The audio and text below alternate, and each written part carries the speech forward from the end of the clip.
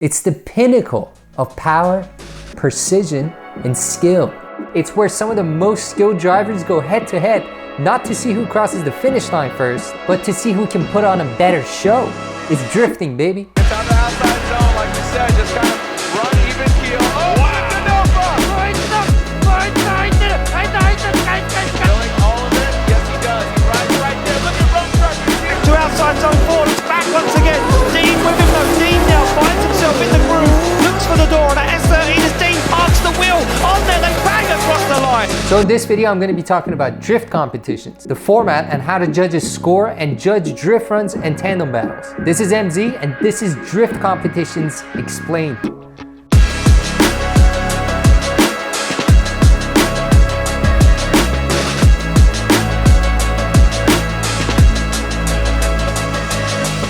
It's 2006 and the Fast and the Furious Tokyo Drift has just hit the theaters, featuring some sweet JDM cars, stunt driving with some insane drift scenes, and a good amount of cheesy lines just drizzled on top. You know? You wouldn't have that problem with a V8. Boys. Now drifting explodes in popularity. Kids buying up whatever cheap rear-wheel drive car they can find to turn it into a drift car. Drift events pop up all across the globe with much enthusiasm for this new, affordable motorsport. But in 2006 and 7, drift events weren't new at all.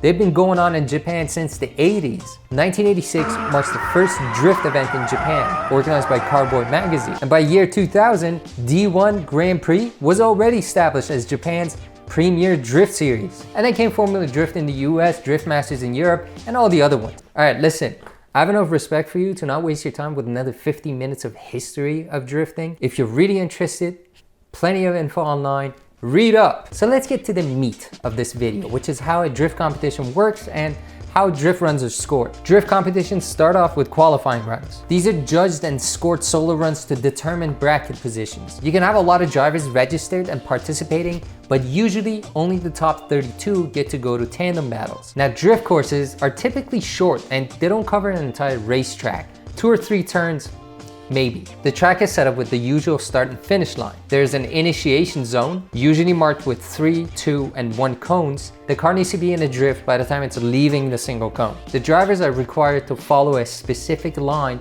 through the course, and that's why there are scored sectors that are clearly marked on the track. These sectors can be outside zones, touch and go areas, and inside clipping points. Outside zones require the driver to get the rear of the car as close as possible to the outer edge of the track for the entire length of the zone. Touch and go areas are similar, but the driver doesn't need to fill the entire zone. Just dip the rear in there a little bit and that's it. Inside clipping points are on the inside edge of the corner. The driver needs to pass by the cone with the front bumper as close as possible to the cone. And that would be a typical drift course. Not all drift courses are gonna have all these features. Sometimes they just have outside zones and inside clipping points. They don't all have to have all these features. And as for the judging, there are 3 judges scoring and judging the event. In qualifying, every judge is responsible for one aspect of judging criteria. These criteria are line, angle, and style. The line judge gives a score for how closely the drivers follow the desired line. Stuff like how close did the driver get to the outside edge of an outside zone? Did the driver fill the entire zone? Did they miss any of the zones or clipping points? The angle judge,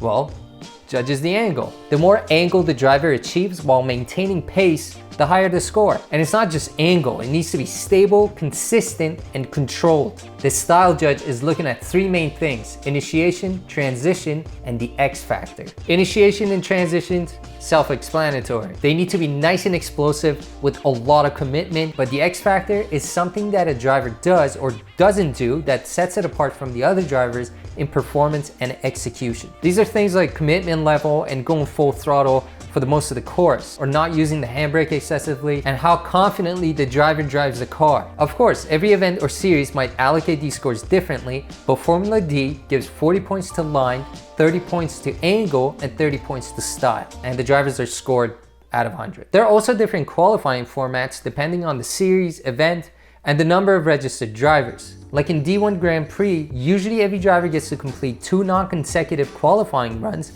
and their best score is used to determine their bracket position. And then the top 32 drivers get to go to tandem battles. Formula D uses the knockout qualifying format. Every driver gets to complete one qualifying run first. The top 28 drivers don't have to do another qualifying run. They advance to tandems, filling positions 1 to 28 out of 32. The next 8 drivers, called the knockout drivers, get to complete another qualifying run, and the top 4 fill positions 29 to 32. Once the top 32 drivers are decided from qualifying, the brackets are set up, matching up drivers from the top with the drivers from the bottom. So the driver with the highest qualifying score battles the driver with the lowest qualifying score, so on and so forth. Now let's talk about the tandem battles. Now each tandem battle consists of 2 runs. That means every driver gets a lead and chase run. The lead driver is expected to run the lead as close to a perfect qualifying run as possible. It needs to be a chaseable run. The chase driver is expected to mimic the lead driver's line while matching or getting even more angle. The chase car also needs to stay as close as possible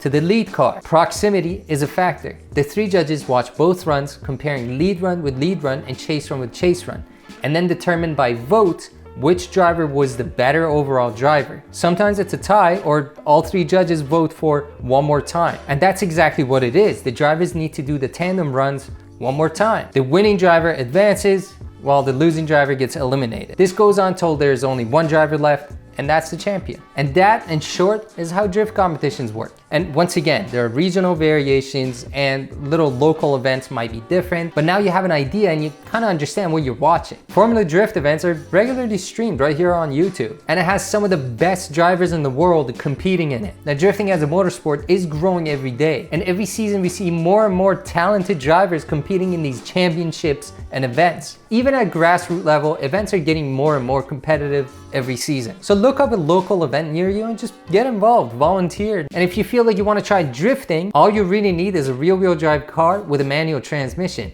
You don't need an insane amount of power either. Go to a skid pad, start doing some donuts. Once you're comfortable, start doing some figure eights. But do it at a track or a skid pad. Because when you do something stupid and illegal on the street and you call it drifting, putting people's lives and properties in danger, you're ruining it for everyone who loves the sport. Because people won't just say, oh, it's just one bad apple.